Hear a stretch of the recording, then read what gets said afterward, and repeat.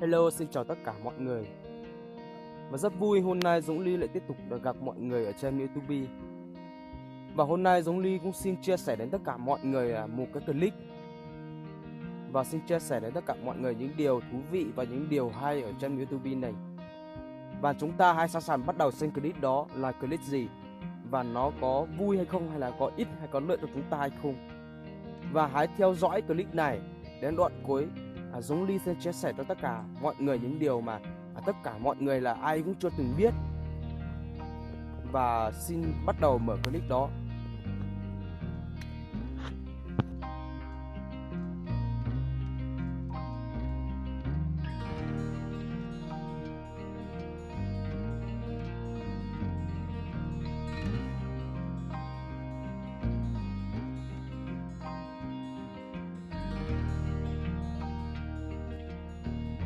Ok, và clip that chúng ta đã xem đó chính là một cái đoạn clip mà nói thật ra là nó cũng phải là một cái đoạn clip mà nó là một cái hình ảnh thôi. Và cái loại clip đó là trên thực tế này là có thật nha mọi người.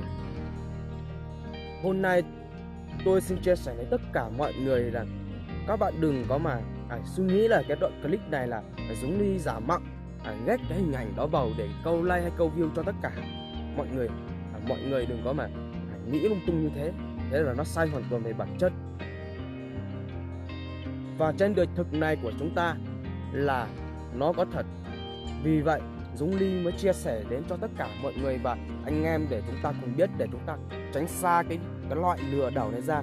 Bởi vì chính bản thân tôi là tôi cũng từng bị lừa, nên tôi muốn chia sẻ với tất cả anh em là những người mà chưa bị thì hãy xem clip này để sau này nó chỉ có là một cái mà chúng ta gọi là học cho cuộc sống của chúng ta mà thôi. Và cái đoạn và hôm nay là Dũng Ly xin chia sẻ với tất cả anh em là trên thực tế là trên Facebook hay là YouTube mà người ta nói là máy bay bà già, tuyển phi công trẻ hay là tuyển phi công, tất cả những điều đó người ta tuyển thì tuyển như thật anh em nha. Tuyển phi công thì nó tuyển như thật, tức là những người đàn bà có lớn tuổi, ví dụ như là 35 hay là đến 45 hay 50. Những con đàn bà đó, ví dụ có những người thì là chồng mất, có những người thì ly hôn, tất tật thì người ta sẽ tuyển phi công để đi với người ta để thỏa mãn cái nhu cầu và sinh lý của con người của họ, đúng không? Thì anh em trước tiên anh em muốn vào làm phi công để lái máy bay của những Huệ đó thì anh em phải nộp một cái khoản gọi là cọc, một cái khoản tiền gọi là cọc cho họ, tức là 1 triệu. Nó tùy vào người mà nó tuyển phi công. Có người có đến 2 triệu, có người đến 1 triệu, có người đến 5 triệu cũng có nha mọi người nha. Và khi mà bạn đã nộp cái số tiền đó cho họ thì bạn sẽ được vào hội phi công trẻ lái máy bay bà già. Thế thì rất là ok rồi. Các bạn nghĩ như thế thì mình được là vào làm phi công trẻ để được các cụ bà đó mua sắm quần áo cho mình nhỉ, làm tóc nhỉ, tất cả trên cơ thể chúng ta nó đều họ ăn uống, đi xe họ bao hết. Mình không cần phải lo một cái thứ gì hết, chỉ cần là ăn ngủ thế thôi. Rất là đơn giản. Mình nghĩ tất cả mọi người đều nghĩ rằng cái chuyện này là nó rất là đơn giản và sẽ làm cho chúng ta giàu nhanh vào những người ham giàu như tôi đây.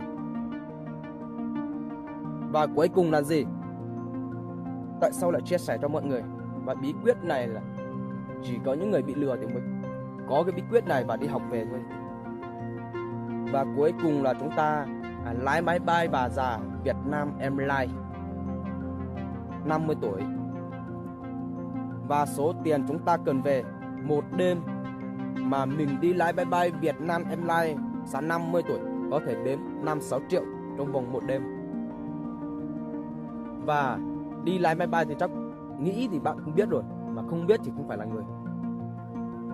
Và số tiền mà bạn cần về trong vòng 1-2 tháng gì đó, bạn cần về tầm khoảng 30-40 triệu hay là 50-60 triệu, thì số tiền đó xin chia sẻ cho tất cả mọi người là 100% thì trong đó chỉ có 10% là tiền thật và 80% là tiền giả. Bạn cần cái số tiền giả đó về để làm cái gì? Đúng không? Những người đàn bà U25, U35, 50, 60 làm gì mà nhiều tiền thế cho bạn? Thuê bạn một đêm tầm khoảng 5-6 triệu. Làm gì họ có tiền nhiều như thế? Tiền giả thôi, 400.000 tiền thật đuổi 10 triệu tiền giả, 12 triệu tiền giả hoặc là 10 triệu. Thì người ta đuổi số tiền đó về, người ta thuê bạn thì họ lại đưa tiền giả cho bạn. Thì coi như là bạn đi lái máy bay không có tiền hàng tháng. Thì hôm nay chia sẻ đến tất cả mọi người chỉ thế thôi. Và đi lái máy bay bà già là, và tóm gọn lại là đi lái máy bay bà già là không nên đi. Tất cả chỉ là lừa đảo. Và số tiền họ đưa cho mình là tiền giả, về không tiêu được. Về không tiêu được thì làm cái gì? Thì man đi đuổi lăn tăn lung tung. Thì công an, cảnh sát bắt được. Thì man tội lưu hành tiền giả, đi tù. Thế là hết cuộc đời mình.